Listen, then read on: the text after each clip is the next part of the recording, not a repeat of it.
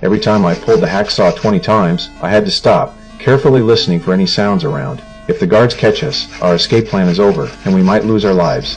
The fence was made of metal, so it wasn't something we could cut through quickly. My partner and I took turns cutting it bit by bit. Half an hour later, the fence was finally cut through. We quickly climbed through the window, into the basement. We thought we'd find an exit, but after circling around we realized all the iron doors were locked tight. At a loss, I decided to restore the fence to its original state. That's when I spotted a pile of discarded windows. The metal bolts could be cut off to make a key. I barely got 2 cuts in when I heard footsteps. 2 guards quietly entered, planning to smoke in the basement. They never expected us, hiding in the corner. We cleverly avoided them, but before we could catch our breath, the guards came back. Luckily, they didn't notice anything unusual. Once they left, I quickly continued cutting the bolt. After another half hour of work, the bolt was finally cut through. I bent the bolt and skillfully inserted it into the lock of the iron door. To my surprise, the lock opened. We lit an oil lamp, and without hesitation, walked into the damp, dark basement. The light was faint, but enough to guide our way. Then, we were thrilled to find that all the locks here were the same. With the help of the bolt, we quickly found our target, the iron door leading to the city's sewer system.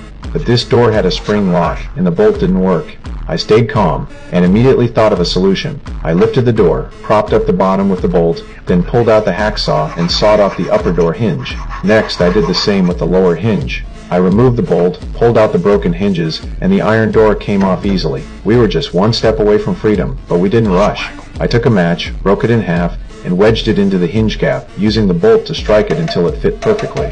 Once done, I slipped inside and hung the door back up. Not only had we removed the iron door, but we also cleverly disguised the scene, making it hard for the guards to notice. With excitement, we entered the sewer, only to find it was sealed with thick cement. Regular tools wouldn't cut it, but the wall next to it was made with porous cement, and I could easily scrape it off. In a few days, we could break through, so I decided to return tomorrow with proper tools. The sky was getting lighter, and the guards would be doing their rounds soon. We quickly went back to our beds, pretending we hadn't gotten up.